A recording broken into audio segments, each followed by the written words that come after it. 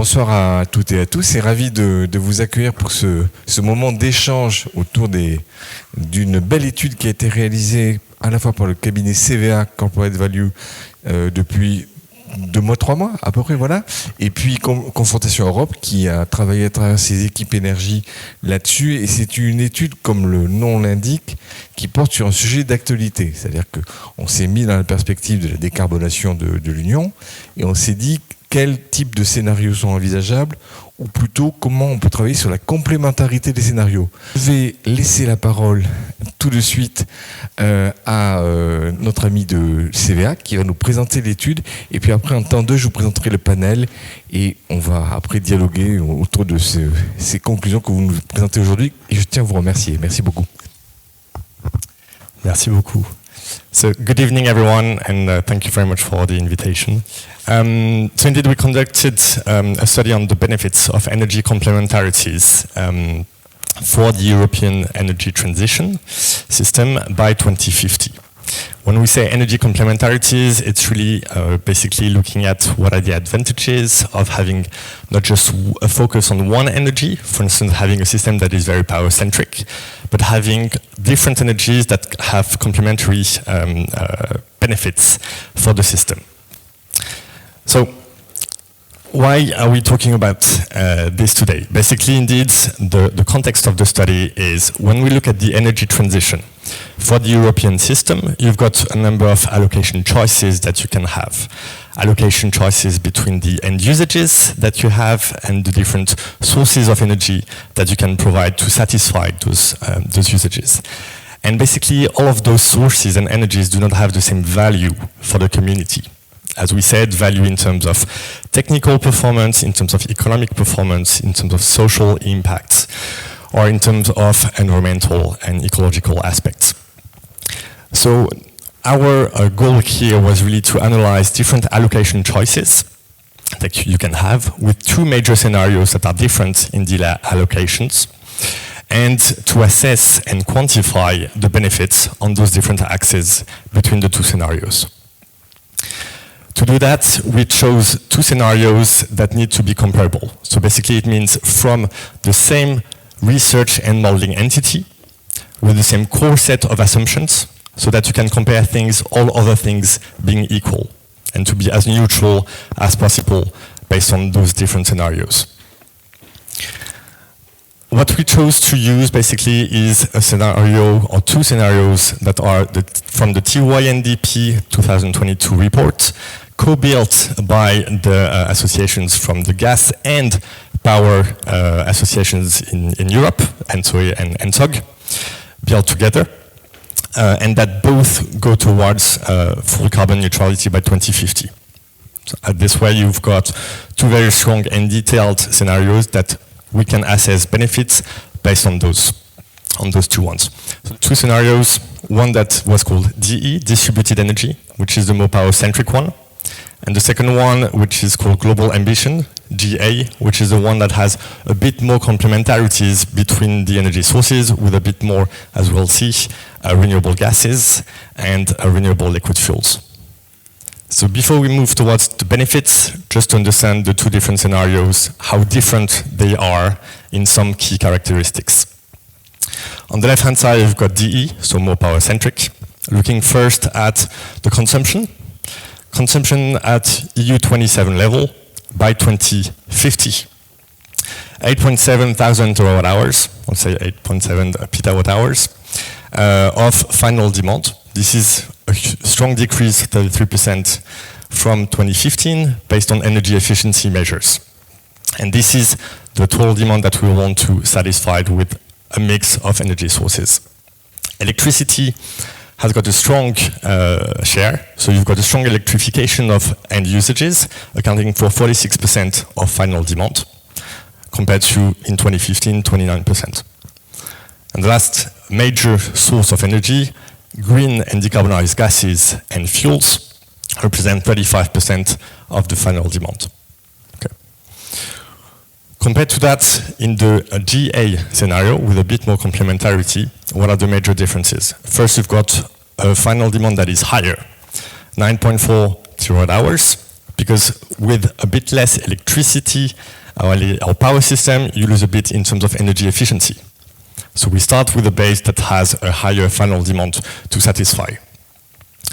Still, it's a strong improvement from 2015 because you still have a lot of energy efficiency measures. Electricity this time accounts for 38% of the final demand, so less electrification, still more compared to today, but less than the first scenario. And however, much more gases and fuels in the final delivery of energy at delivery points, 45%. So you see the range of differences. Looking at production, first looking at power, 80% of the electricity produced in the DE scenario comes from intermittent renewable sources, 2.5 terawatt of installed capacity that are required, and 5% of that power goes towards direct production of hydrogen. This means on-site renewable power and hydrogen without going through the grid. You have to add flexibility solutions, 0.7 terawatt of installed capacity, and to add green and decarbonized gas production capacities, both hydrogen and biomethane. When you look at the difference with the second scenario, and then we'll look at the benefits of that, second scenario, in terms of production, has got less installed renewable capacity, only 2 compared to 2.5 terawatts. And a larger share of that goes towards direct hydrogen production, on-site of the PV, on-site of the wind, 15% of that power. Flexibility solutions are lower, as you can see. You need less flexibility because you've got more gas that are able to be dispatchable. But you've got much higher production capacities of green gases and fuels, almost 50% more in terms of installed capacity, both for electrolysis, for hydrogen production, and a much larger share that is not grid connected, that is directly hydrogen production on site with PV and wind to avoid constraints on the power grid. And almost 50% more also of biomethane. So you see the different scenarios that then we quantify the benefits from. Those two scenarios are not complete extremes, like saying 100% power or something like this. It's credible scenarios, but already with that gaps, you can see very high benefits and between the different scenarios. Looking first at the technical performance. When we have a scenario, a transition that plays more with complementarities of energies, that has several benefits and several impacts. One of them is you reduce the pressure on the development of intermittent renewable energy sources. You don't have as high ambitions and as fast on developing renewable energy sources. So this already puts less industrial pressure. You've got reduced efforts to strengthen the power grids, and you've got reduced flexibility constraints. When you look really at the figures, basically between the two scenarios, with a power-centric scenario, you've got plus 45% needs in terms of extra grid injection capacity. Very strong. Also, you reduce the need for electrical flexibilities, and you've got less exposure to intermittent energies by increasing the share of storable energy carriers and gases. So you are less exposed in the energy delivery to the endpoint from renewable intermittent sources. So a bit more resilience. This one already talked about, and also in terms of flexibility, if you're very power-centric, much more needs for development and operation of flexibility capacities to have absorption of extra power and to have delivery of power when you are lacking renewable sources. Plus 40% in terms of installed capacity by 2050. Of course, this oversizing in the technical aspect has also impacts on the economic performance. Comparing the two scenarios, you've got strong savings potential or economies that are possible with the complementarities of energies, both on the investment side, the CapEx, and the total operation costs, the total expenditures, TOTEX. When you compare the two scenarios over a Totex of 30 years, so adding CapEx and 30 years of operation of OpEx, operation and maintenance, we've got 1,500 billion euros of economies when playing on energy complementarities. This integrates both CapEx and OpEx. Looking only at the investment side, the CapEx, you are saving 700 billion euros of CapEx to install all of those additional capacities. This difference actually comes from additional CapEx in the DE scenario, power-centric, of 1,100 billion euros. But on the gas more intensive scenario, you've got additional capex of 400 billion euros to develop the hydrogen production, hydrogen transport and storage infrastructures, and a bit more biomethane also. But you see that the extra cost of power is not at all offset by the extra cost, the extra capex of hydrogen. So the difference between the two is really the additional capex that you have from the power-centric scenario in terms of generation capacities, flexibility, grid reinforcement.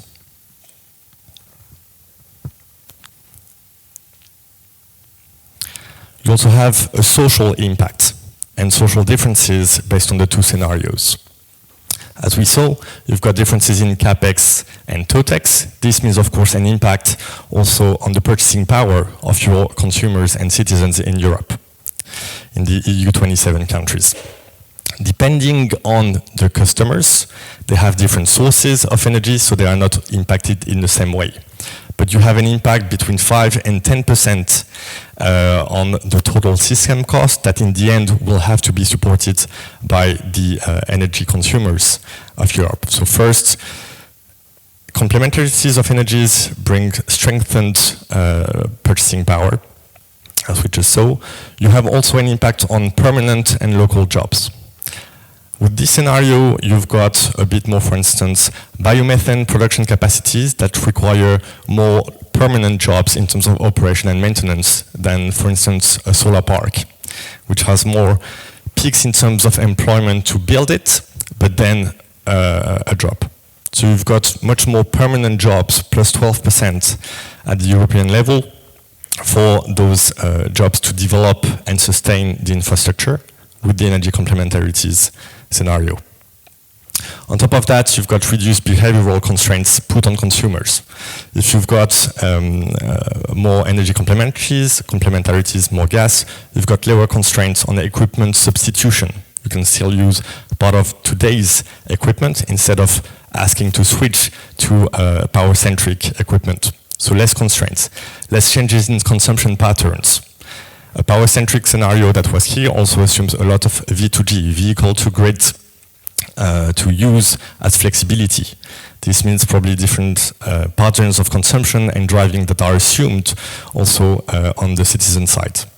Energy complementarities does not rely as much on these sort of solutions. And you have improved social acceptability, again, by minimizing the changes in land use. As we'll see, you also need less land, less footprint, based on the GA scenario compared to a very intermittent renewable-centric scenario.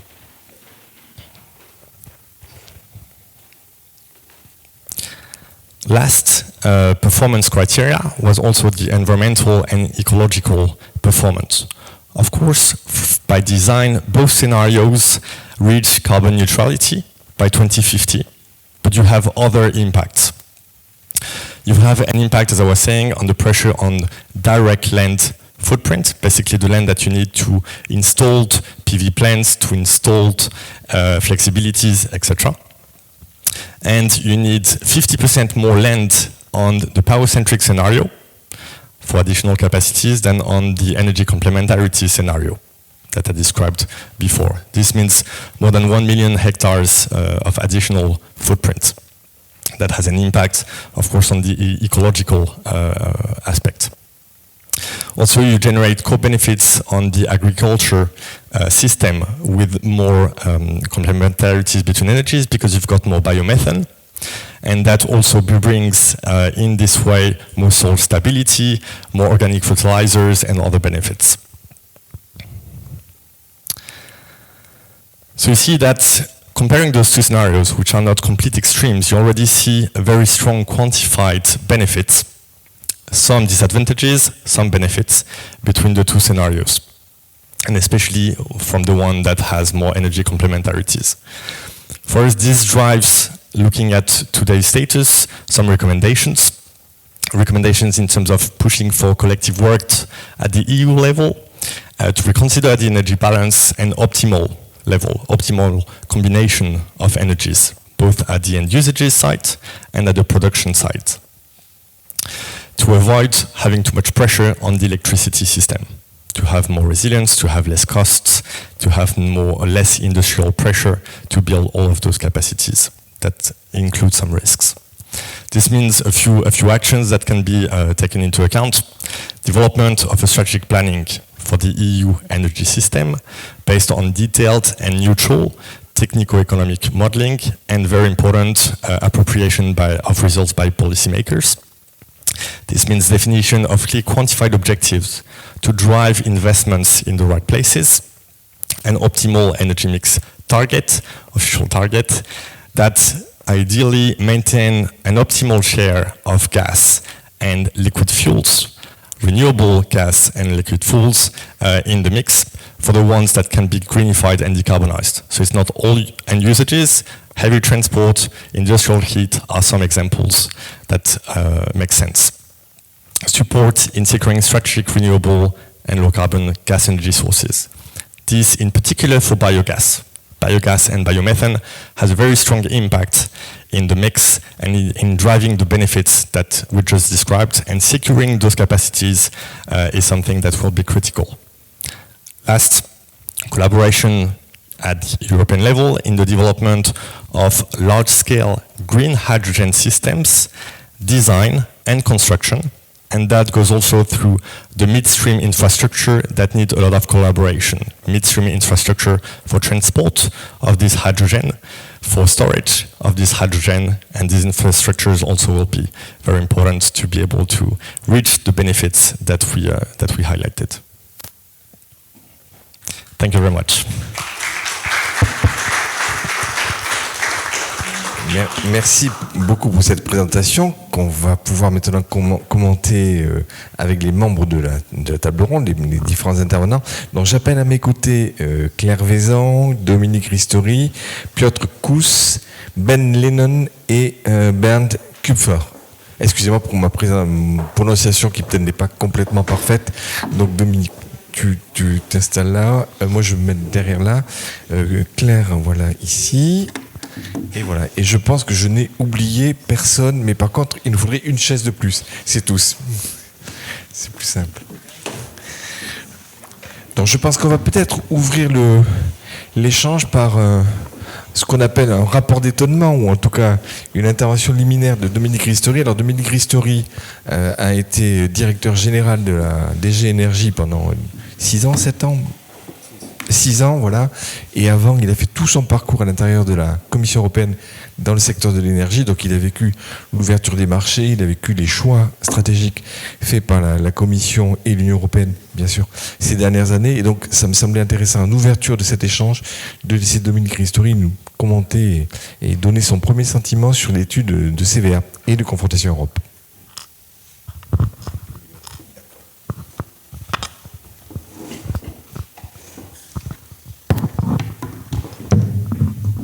Mesdames, Messieurs, je voudrais d'abord remercier chaleureusement Michel Derdevé et Confrontation pour avoir pris l'initiative de cette étude et à féliciter les auteurs. Parce que je vais, sans entrer dans tous les chiffres, d'ailleurs, les auteurs eux-mêmes ont relativisé. Vous le savez, les modèles et les chiffres, ça dépend beaucoup des paramètres et des datas que vous utilisez. Et donc, il faut analyser cela précautionneusement. Mais à titre liminaire, je veux dire d'abord que cette étude intervient au bon moment Et deuxièmement, elle pose les bonnes questions. Elle intervient au bon moment parce qu'elle se situe dans le contexte de la préparation des élections et du nouveau mandat de la prochaine Commission et du Parlement européen. Et elle pose les bonnes questions parce que il est très important de pouvoir faire face aux défis qui nous attendent. Et ce sont des défis qui exigent de la vision et de la vitesse d'exécution. De la vision et de la vitesse d'exécution. Les objectifs qui ont été fixés par cette commission et par ce Parlement sont extrêmement ambitieux. Ils n'avaient jamais été fixés à des niveaux d'ambition aussi hauts dans le passé. Mais vous le savez, fixer des objectifs, c'est bien, les atteindre, c'est mieux. Jusqu'à présent, d'ailleurs, je relève que nous avions toujours atteint ou dépassé les objectifs qu'on s'était fixés. Les objectifs 2020 ont tous été atteints et dépassés, tant pour la baisse des émissions que pour le développement des énergies renouvelables ou la stimulation de l'efficacité énergétique dans les bâtiments, dans les transports et dans les produits. Et il me semble assez clair qu'une des grandes priorités du nouveau mandat sera la mise en œuvre.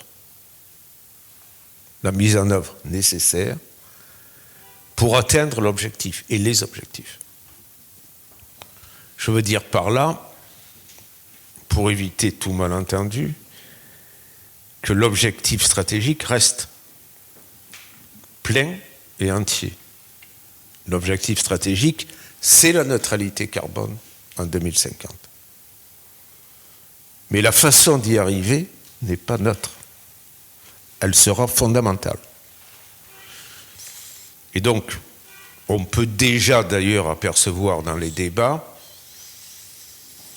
une priorité qui se détache dans les conditions de la mise en œuvre et dans un contexte d'autonomie stratégique qui touche, vous le savez, l'énergie, mais plus largement tout le système industriel et au-delà, y compris la santé. Il ne s'agit pas de tout produire en Europe, mais il s'agit d'être moins dépendant, notamment sur les composants clés. Par conséquent, c'est très important, je pense, de le retenir d'emblée, cette étude ouvre la voie à un débat, à une confrontation d'idées et d'arguments sur les conditions de mise en œuvre. Première partie de réflexion, à chaud. La deuxième partie, sur le fond, je dirais que pour avoir été de ceux qui aient promu la montée en puissance de l'électricité, pour autant, je pense que dans l'énergie, comme dans tous les secteurs stratégiques, il est toujours hasardeux de mettre tous les œufs dans le même panier. Et même s'il doit y avoir une montée en puissance de l'électricité pour les besoins de décarbonation, y compris du transport, une partie des transports et du bâtiment, il faut néanmoins avoir à l'esprit qu'il restera beaucoup hors électricité, même si l'électricité devait représenter 50% ou plus des besoins d'énergie en 2050. Partant de là, il me semble que quelques éléments qui se détachent de cette étude sont utiles. Utiles pour la réflexion et le débat. Et en premier lieu, le fait que dans l'hypothèse Global Ambition,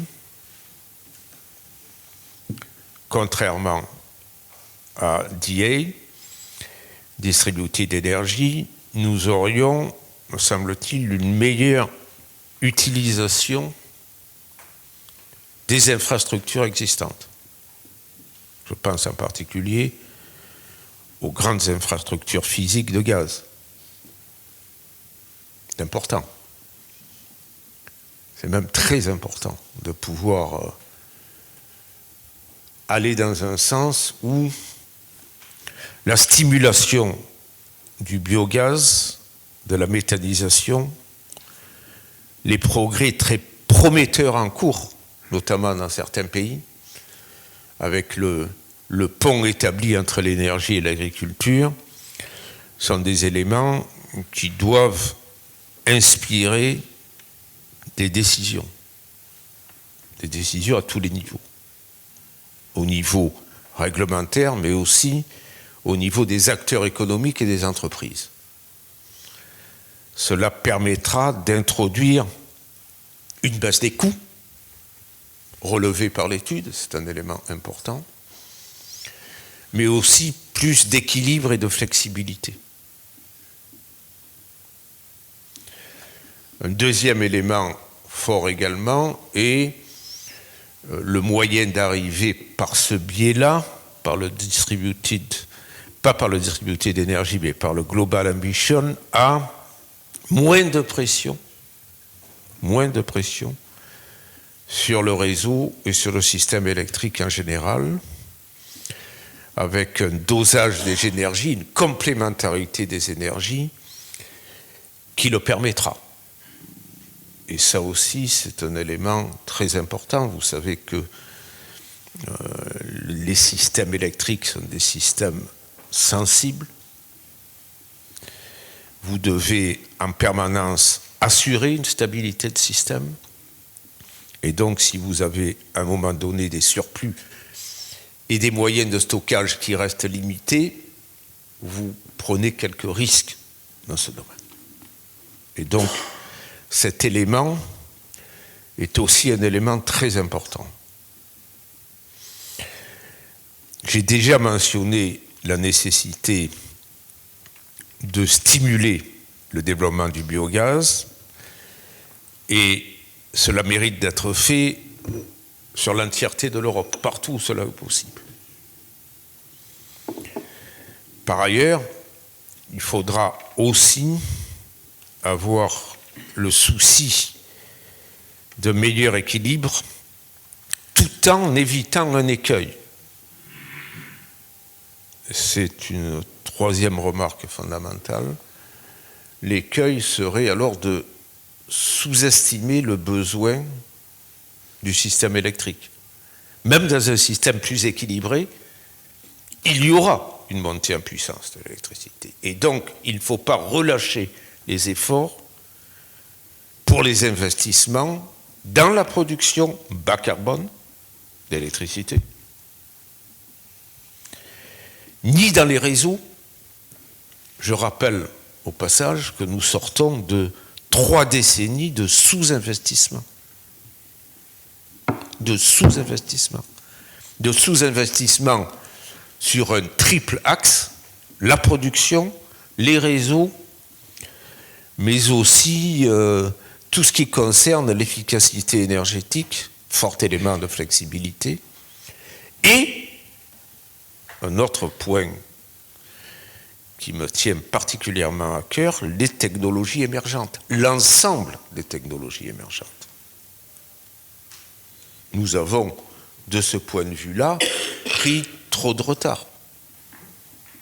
Du retard sur l'hydrogène, du retard sur les batteries, il faut rattraper, mais aussi du retard plus largement sur d'autres secteurs. Capture et séquestration de CO2 par exemple, qui font tous partie d'un ensemble. Je pourrais y ajouter les Small Modular Reactors, de la même manière. Et d'autres aspects insuffisamment travaillés jusqu'à présent. On a besoin d'une identification plus systématique de nos potentiels en géothermie, y compris la géothermie de surface ou de moyenne, de basse profondeur, y compris, d'ailleurs, pour ce qui concerne l'hydrogène naturel. Il y a des aspects insuffisamment explorés et qui réclament plus d'investissement dans la recherche, plus d'investissement dans l'innovation que cela n'a été fait jusqu'à présent. Et d'ailleurs, ces éléments-là seront indissociables de la recherche d'une plus grande autonomie stratégique. Par conséquent, en conclusion de ces remarques à chaud, je dirais cette étude, de mon point de vue, est de nature à stimuler le débat et la confrontation d'arguments. Et il faut espérer que les élections européennes ne soient pas seulement un combat idéologique, qu'elles s'appuient sur de vrais arguments. Et les vrais arguments réclament des chiffres, des données, des analyses et des modèles. Et donc, c'était une très bonne chose que d'organiser cette présentation dans un ensemble d'ambiance universitaire. C'est une très bonne chose. C'est une très bonne chose. C'est inspirateur. Et la confrontation d'idées doit permettre de trouver, de dégager la meilleure trajectoire, les meilleures complémentarités entre énergies et les complémentarités qui permettront d'associer l'efficacité économique avec aussi la justice sociale, puisque la transition juste est un élément, on le voit bien chaque jour davantage, indispensable à son succès, mais cela fait partie des ingrédients qui sont nécessaires pour alimenter les discussions. Et je veux donc remercier une nouvelle fois Confrontation et toi, Michel, son président, pour avoir pris cette initiative au meilleur moment possible et sur un domaine qui est fondamental, parce que vous le savez, le système énergétique est fondamental. C'est d'abord à partir de lui que se gagnera ou se perdra le combat pour la transition énergétique et écologique. Merci de votre attention.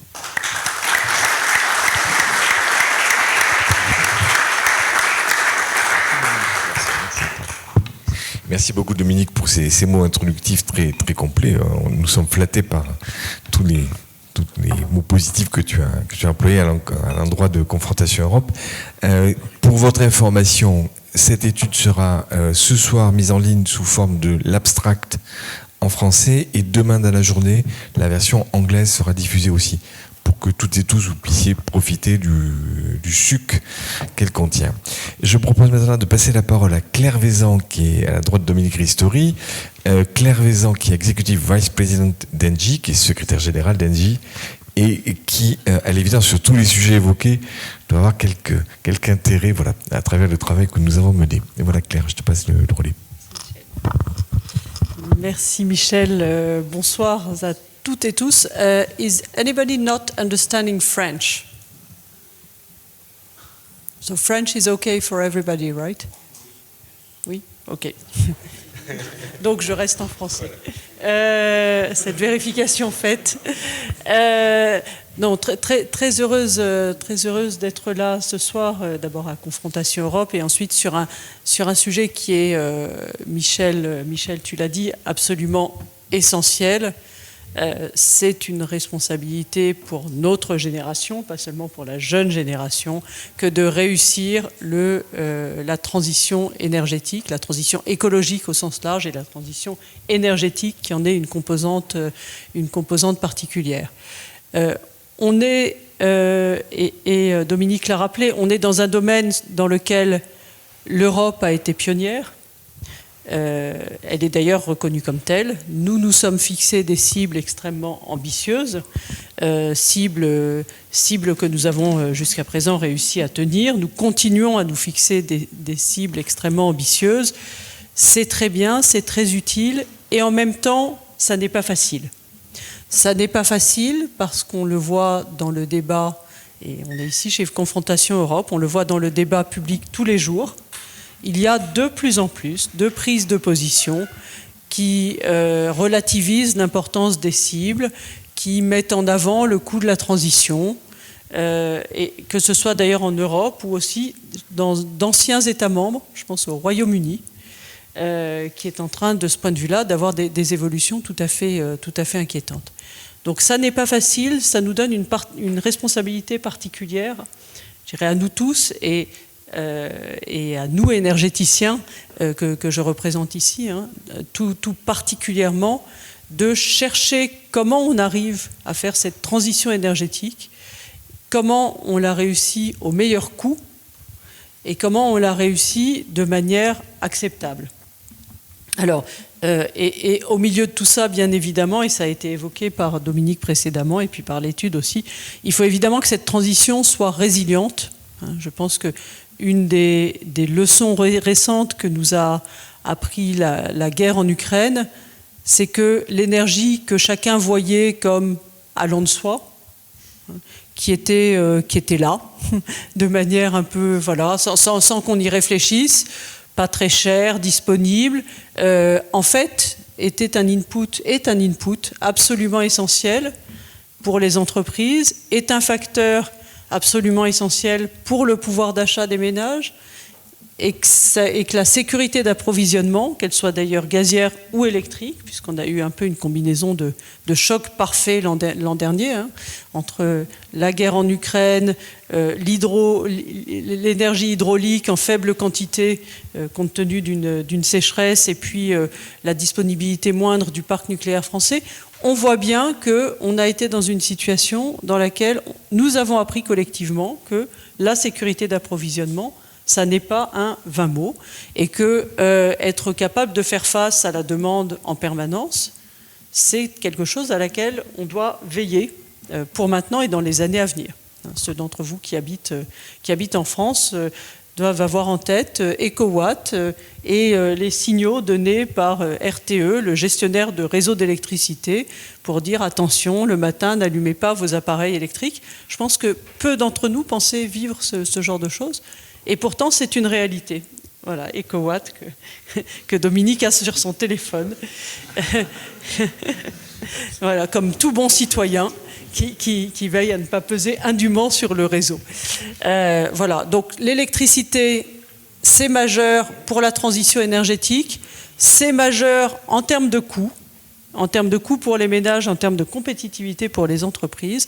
Et par ailleurs, il faut réussir à en assurer l'approvisionnement de manière résiliente. Donc une fois qu'on a dit tout ça, on a posé les données du problème, notre responsabilité comme énergéticien, c'est de réfléchir à comment on y arrive. Donc nous avons fait un peu le même genre d'exercice que celui qui a été présenté. Alors si vous me permettez une minute de publicité, ça n'est pas pour hacker l'étude de CVA qui est excellente, mais néanmoins, vous trouverez sur le site internet d'Engie une étude qui sont les scénarios de décarbonation pour l'Europe, avec un zoom France également spécifique. Voilà, donc c'est une étude que nous avons faite et qui est aussi sous forme d'un petit résumé d'une petite dizaine de pages. On l'a faite avec nos connaissances technologiques, on l'a faite avec nos connaissances sur les coûts, et on l'a faite bien sûr aussi avec donc des économistes. Donc probablement un peu le même genre de personnes que celles qui ont fait l'étude CVA. Ce sont des sujets difficiles sur lesquels nous avons souhaité de manière complètement transparente faire un scénario, montrer ce que ce scénario donnait.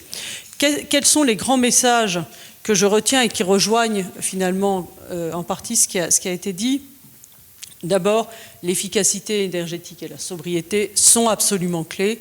Dans notre étude, c'est 34%, c'est le même ordre de grandeur dans l'étude CVA. On voit bien qu'il va falloir que nous modifions nos manières de consommer, nos manières de produire, et ça, c'est un ingrédient essentiel de toute transition écologique, transition énergétique. C'est le premier facteur. Deuxième facteur, on ne peut pas se priver de levier. Donc il va falloir, l'effort que nous devons faire est un effort considérable. Quand vous regardez la baisse des émissions de ces dernières années, on a en Europe baissé en moyenne d'1% nos émissions par an. Il va falloir passer à 4% par an pour atteindre la neutralité carbone en 2050. D'accord ? Donc il va falloir aller 4 fois plus vite. Aller 4 fois plus vite, ça veut dire quoi ? Donc efficacité, sobriété, j'en ai parlé. Ça veut dire, dans tous les scénarios, développer massivement les énergies renouvelables. Et c'est vrai en particulier pour toutes les premières années. Je n'entre pas ici dans l'intéressant débat de savoir quelle est la quantité de nucléaire nécessaire en Europe. Je remarque, et à Bruxelles, je pense que ce débat est particulièrement chargé, je remarque uniquement que les nouveaux réacteurs, quels qu'ils soient, à part ceux qui sont actuellement en construction, il y en a quelques-uns en Europe, les réacteurs qui seraient mis en chantier aujourd'hui seront livrés, disponibles dans 15 ans. Donc quand on regarde l'effort à faire dans les 15 prochaines années, c'est peu ou prou un nucléaire inchangé, moyennant quelques unités, Flamanville, quelques autres, qui peuvent entrer, qui doivent entrer en fonction d'ici là. Mais enfin, globalement, on n'aura pas d'augmentation du parc nucléaire dans les prochaines années. On a des centrales vieillissantes. Nous sommes opérateurs nucléaires en Belgique, Engie, comme vous le savez sans doute. Sur nos 7 tranches, le plan est d'en prolonger 2. D'accord ? Donc, on a une capacité nucléaire qui sera ce qu'elle sera dans les 15 prochaines années. Au-delà de la sobriété et de l'efficacité, il faut développer de manière cruciale les énergies renouvelables, l'électricité, bien sûr, et le gaz, bien sûr également. Nous sommes convaincus, et là nous rejoignons complètement les messages de l'étude, nous sommes convaincus qu'on n'y arrivera que par une alliance, ce que nous appelons nous une alliance, entre l'électron et la molécule. Et je crois que de ce point de vue-là, à Bruxelles, on a beaucoup plus de sagesse que dans certaines capitales où on a une vision de l'un, de l'autre. Voilà, ici, on sait qu'on a besoin des deux. Pourquoi on a besoin des deux ? Moi, je suis ingénieur et économiste de formation. On a besoin des deux parce qu'il y a des secteurs qui sont hard to abate. On n'y arrive pas uniquement avec de l'électricité ou on y arrive à des coûts parfaitement excessifs. Voilà. C'est en particulier des secteurs industriels à haute température, de la mobilité lourde. Voilà. Et par ailleurs, pour la décarbonation du logement aussi, le gaz a un rôle à jouer pour éviter de surdimensionner le réseau, et on pourra y revenir dans le débat, bien sûr. Donc, on aura besoin d'accélérer la production d'électricité renouvelable, gaz et électricité. Dernier point, 2 derniers points. Attention à la flexibilité. On n'en parle pas tout à fait assez dans le débat. On aura des énergies de plus en plus intermittentes. Nous aurons besoin de moyens de flexibilité. D'accord ? La flexibilité du côté de la demande, ça ne suffira pas. Il faudra aussi de la flexibilité du côté de l'offre. Là aussi, on pourra y revenir. Et dernier point, je rejoins ce qui a été dit sur les infrastructures. Un des coûts cachés de la transition, parce qu'on regarde beaucoup les coûts de production des différentes énergies, mais au-delà des coûts de production des différentes énergies, il y a ce qui permet d'utiliser ces différentes énergies, et en particulier les infrastructures, qu'il s'agisse d'infrastructures électriques ou d'infrastructures gazières. Dans nos scénarios dans lesquels nous cherchons à optimiser le coût de la transition, il y aura besoin d'investissements de flexibilité, il y aura besoin d'investissements dans les infrastructures, mais de ce point de vue-là, le mix et le fait de compter à la fois sur l'électricité et sur la molécule va permettre d'optimiser les coûts. En tout cas, c'est vraiment nous dans cette optique que nous avons travaillé, et donc avec des résultats très proches de ceux qui ont été présentés. Merci.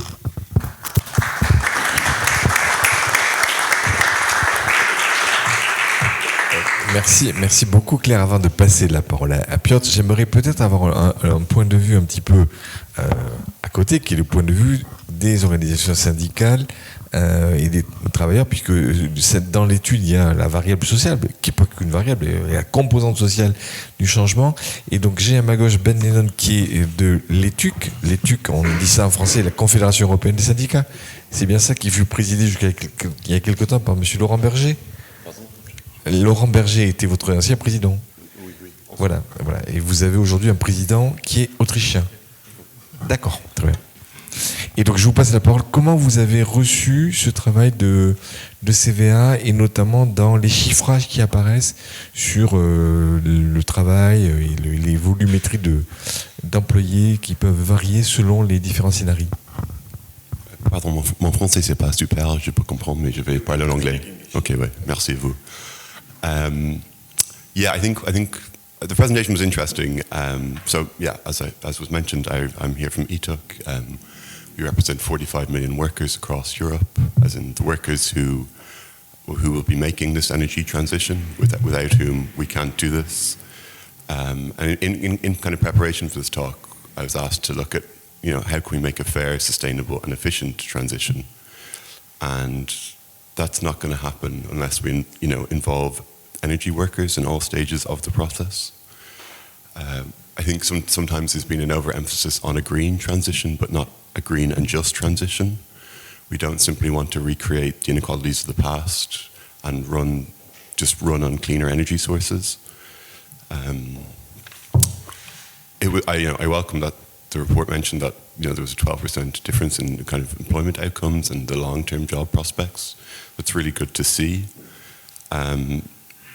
It's something that's kind of missing all too often is actually consultation with workers. If fossil fuels make up 39% of our EU electricity production as of last year, we need to change this. How are we going to change this without the workers? There's a massive skills shortage. This is true in almost every industry in Europe, but particularly in energy. Just to run through some kind of quick figures, the European Commission says that we need 45% of our energy to come from renewables. This is going to require 3.5 million jobs by 2030.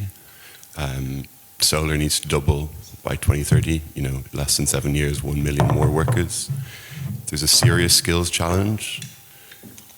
And the EU isn't doing enough about this. We're kind of, I think, often at discussions like this and at this level, we're very focused on the top level, big plans, grand ideas, without any engagement of actually how this is going to happen on the ground. What are the barriers to a transition? Who's going to do it? Where are you going to get the workers? If we compare what the EU is doing with the EU Green Deal to the Inflation Reduction Act in America, at least they're giving tax breaks to incentivize apprenticeships. So there's kind of massive tax breaks for companies where if they give 15% of the jobs to younger workers, apprentices, that's at least a step in the right direction. We're not seeing that here in Europe. There's no real plan for the skills required. I think overall, the EU and Europe is doing a relatively good job in setting the right targets and the rules, but we don't really know who's going to install the panels, the turbines, and the other infrastructure we need. And this requires government, industry, and workers to come together. And I think one of the most efficient ways to actually address this skill shortage is to look at the workers already in the fossil fuel sector and what they can bring to help us change this. I worked previously in my previous job on a 4-year project to transition oil and gas workers in the UK to offshore wind. They had about 64% of the same transferable skills. On paper that looks very good, it looks very easy, we can do it overnight. But there's completely no skills recognition for the workers. You had workers who had kind of worked in offshore oil and gas for 20 years, whose safety certificates and their licenses weren't recognized in the wind industry. So, I worked with one guy who had been working in offshore oil for 20 years and had to pay £3,000 himself to do a course to prove he knew how to get off a boat. And that's actually the barriers that we are presented with. It's not enough to just talk about these things. It's actually engaging with workers at all stages of the process, because this is something that has a very narrow timeline in which we can act. We all know when this will be. And it's only by talking to workers about what they actually need that you'll realize the challenges we face and how to plan the best policy for them. I haven't read the NG report that Claire has brought with her, but I would be curious to know how much engagement it has with the workers on the ground. I would like to be proven wrong, but I wonder. And I just kind of use that one example from the UK, that it's just, one example in one industry, in one European country, to highlight how difficult this challenge is.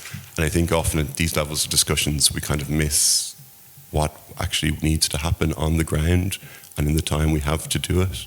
And often workers have the best ideas, and I'd kind of encourage everyone here to be reminded of that fact. Thank you. Merci beaucoup, Ben. Merci beaucoup, et donc je passe la parole donc à Piotr Kous, qui est directeur général de NSOG. Alors par rapport à la question, monsieur, que vous posiez tout à l'heure, c'est l'association européenne des entreprises qui gèrent le réseau de transport de gaz. Donc voilà, et c'est une association qui a été créée au même moment qu'a été créée une association pour les réseaux électriques qui s'appelle ENTSO-E. Voilà, ENTSO-E, NSOG. Piotr. Merci pour cette introduction et je me permets de continuer en anglais si c'est bon. Okay? No problem. Je pourrais faire en français, mais voilà. Mes notes sont en anglais, donc restons comme ça. Okay, so once again, thank you for having us here, and well, I haven't expected so many information about our work already in this presentation here. I think that it would be very useful if we could also leave the conclusions of your study on screen, because I think it's very well depicting the challenges that we are facing, and of course I'm not here to give recommendations to myself, to our work, but I can really agree that we follow what you have already, let's say, identified there. So, for example, what is very important is this large stakeholder engagement, and we are now working. We just finished 2022 TYNDP, and we are already working on 24. And there we are, of course, implementing even more interaction with the stakeholders, with the special setup of ETAC, where we are inviting large, I would say, representation of industry, stakeholders, civil society, together with our friends from ENTSO-E. So this is a collective exercise to know more and to also include this into our work. Second thing I can, let's say, very freshly react on is what you say there: integrated and coordinated and joint planning. And this is something we would like to see on, of course, European level, where you can really take a holistic view on how to plan infrastructure. So take gases, hydrogen and electricity, do it more and more together. Unfortunately, what we see right now with some policy developments with the package, with the new gas and hydrogen package, some of the proposals are going totally opposite way to, let's say, break this approach together and go in a separate way. And we find it really as dangerous that they won't bring more synergies, and they won't bring this need for speed we need as industry, as Europe to drive the energy transition. So maybe some fresh remarks on the top of what we heard from the study today. And while thinking how to react to the panel today, I think that if we look at the topic today, so first, sustainable and efficient transition, I would say that we would just need the word efficient. And then in this efficiency, I think that we should put all the words that we mention, and also other aspects. This efficiency should bring not only fair sustainability, but we also look at the other issues. And in the study, you say, of course, lower consumption, how to also electrify the systems. But we also have to put to this efficiency two, I think, very important ingredients. We are not maybe discussing very broadly. The first one is security of supply. And I think that our policy on transition was really, I would say, quite, let's say, harshly tested during the last 2 years and during the last year that we are planning far-fetching goals, but we have to manage the situation right now. We have to manage the stability of energy flows. We have to manage the stability of prices, that basically we can continue, let's say, prospering as the economy, and we have to secure our energy supplies. in electricity and also in gases. And we have to remember about it when we plan the future, that we cannot repeat the same mistakes with developing hydrogen economy, developing new gases infrastructure, because we have to build resilient solutions that work in the long term, and they are not putting us at risk. So maybe this is something I would like to also highlight during today's discussion. Second thing is affordability/competitiveness.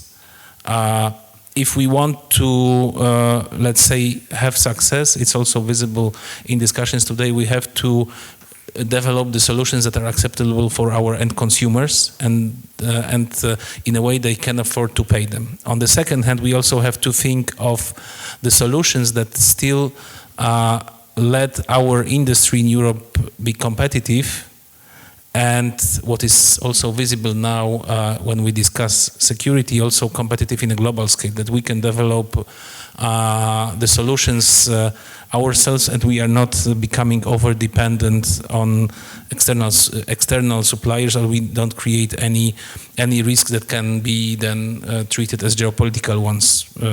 As we saw with the war in Ukraine, as we saw with pandemic, this is something that we have to really take on board. So the conclusion here would be that we should really keep the open mindset and let's say look for this as wide array of technologies we could apply in this energy transition as possible. It was said deep electrification, importance of electric system. Yes, we agree, and in all our scenarios what we jointly developed with our electricity peers, so ENTSO-E, you see the growth and the growing importance of electricity. Yes, it will be 60-70% of future energy mix, but the big question is what then will happen with the remaining 30 or 40%, and then we have to look at it very carefully. Even if we succeed with this large amount of electricity, renewables, we already have to think about how to tackle an energy system integration. So how to plan the system that it then can react to energy intermittency. If we go to renewables, we will see how to manage, how to balance the system, how to put this flexibility that Claire mentioned. And the flexibility means not hours, it means days, it means weeks. And then you know well that energy system is also seasonal. So how to manage when you have overwhelming electricity, how to manage the seasonal changes where basically our consumption in winter is few times bigger in some cases than in summer. You cannot store electricity. So then you have to think how to develop molecule-based solutions to have this stability of the systems. And on the other hand, what to do if you have too much electricity from the renewables? We already have very good evidence in the last years how much money is wasted because of the curtailments. We have, in many cases, oversupply of renewables, and we cannot harvest them because we have not enough power grids. We don't have enough capacities to move them or to dispatch them to the places that is needed.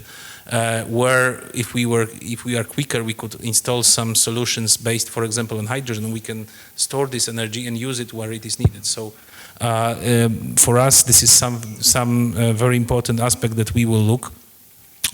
And finally, hard to abate an industry.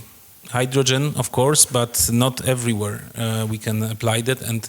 And in this planning, we are now looking increasingly, and we see also that there is an increasing role of CCS and CCUS. So we as ENTSOC and TSOs, we will also look at the aspects of how to transfer that, and probably at some point it will be also very important dimension of this joint planning, that we also have to look at the future of the assets, because as it was said, these assets are there, they can be used, and they could be used quickly and efficiently to serve these purposes, also to put these economies in place. And I think we already, as network operators on the side of molecules, we demonstrate this willingness to contribute to change. And as it was said, we can do it because of costs, because of efficiency, and and to use quickly this existing potential that is there offered by the infrastructure, which is basically everywhere in Europe. So I'll maybe stop here.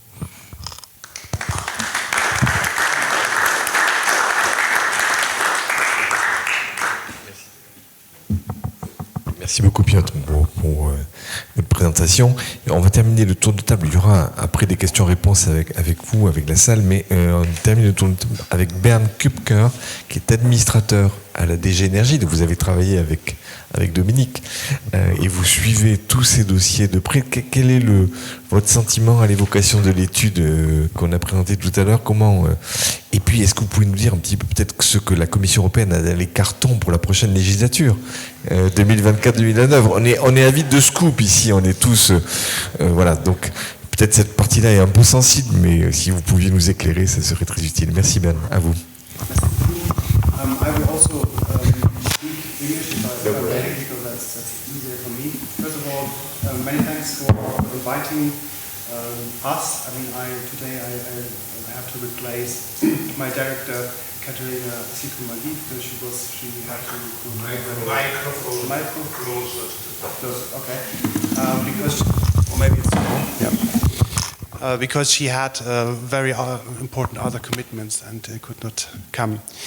So I think we heard today already many very relevant ideas and thoughts, and this is exactly the question we have to ask ourselves. If we speak about net zero, then we have to take into account that 75% of emissions come from the energy sector. So decarbonizing the energy sector is a gigantic task, and we really have to do everything that this transition is affordable, and not only affordable, but it also needs to be a success for Europe generally. So when it comes to new opportunities for growth, for jobs, but also with respect to energy security, which, well, obviously in our new context is much more important and much more in the focus than maybe a couple of years ago. So these were also the questions the Commission asked itself when establishing kind of the strategy for the implementation of the energy transition. And we first set it out in the energy system integration strategy. And more or less, there we have three big pillars. The first pillar is to make our whole economy more efficient in general. The second pillar is that we electrify the economy wherever that's feasible. And in all other sectors where electrification is difficult, we will need to rely on renewable and low carbon fuels, including renewable gases and low carbon gases where relevant. And well, this may in the overall fuel mix be a small part, but nonetheless this is also a challenging part. And that's also the reason why this element has played a major role in the context of recent policy packages, so in the context of the Fit for 55, also for gases. So if we, for instance, look at the Renewable Energy Directive, obviously we have an overall target, but we also have specific measures to promote renewable gases. There we think about the new target for renewable hydrogen in industry. We also have there one element of renewable hydrogen and derivatives in the transport sector. But on top of that, we also have many measures to promote biomethane. So first of all, the Commission has set out a target for 35 BCM biomethane production by 2030, which is a very ambitious target if we consider that currently we have about 3.5 BCM production. Well, we have also more biogas production in general, but biomethane specifically we have not so much at the moment, so that's very ambitious. And this we promote via various measures. For instance, we have created industrial partnership with industry to promote biomethane. We also improve the certification rules to make it easier to create a European market for biomethane which can use the natural gas grid. And we also have changed the accounting rules for biomethane in the Renewable Energy Directive. For instance, in the past, well, we have obviously the overall target, but also we have specific targets for which are binding for the member states for transport. And now we have a new rule that all biomethane which is injected into the grid counts directly towards this target. So we do not have to find a car or a ship to put the biomethane in. We count it directly towards the targets, and this is really an incentive for member states to go for biomethane. Apart from that, I mean, we have a lot of other initiatives to promote renewable and low-carbon gases. Obviously, we have the market rules under the gas decarbonization package, where we create the market, also focusing on renewable hydrogen, but not only on renewable hydrogen. We also have a certification framework for low-carbon hydrogen and low-carbon energy or fuels in general there, which then allows then also the member states to invest there if this is in line with the decarbonization strategy. So thanks a lot. Merci beaucoup. Merci beaucoup, Ben. Beaucoup d'idées ont été évoquées ici, notamment à la fin la perspective d'avoir une action coordonnée au niveau européen, avec sans doute des moyens. Dominique évoque souvent dans notre réunion l'idée d'un fonds souverain consacré à la transition énergétique. Toutes ces idées que vous pouvez avoir, on est en train on a besoin que vous nous les transmettiez. On a monté une grande consultation citoyenne qui a ouvert le 6 septembre dernier, qui va durer jusqu'à la fin de l'année pour aboutir à un livre de propositions que Confrontation fera en janvier 2024 et qu'on soumettra à toutes les listes en présence pour les élections européennes. C'est-à-dire que je pense qu'à un moment donné, un think tank, ça va servir aussi à pousser les idées. Je vous rassure, on ne sera candidat à aucun poste, à aucune élection, quelle qu'elle soit, mais un think tank, c'est utile en mode démocratique.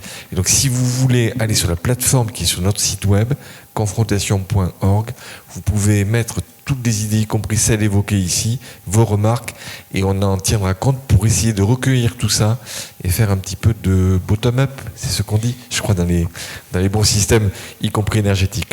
Merci, et encore à nos panélistes qui ont été remarquables, et bravo à toutes et tous. Merci.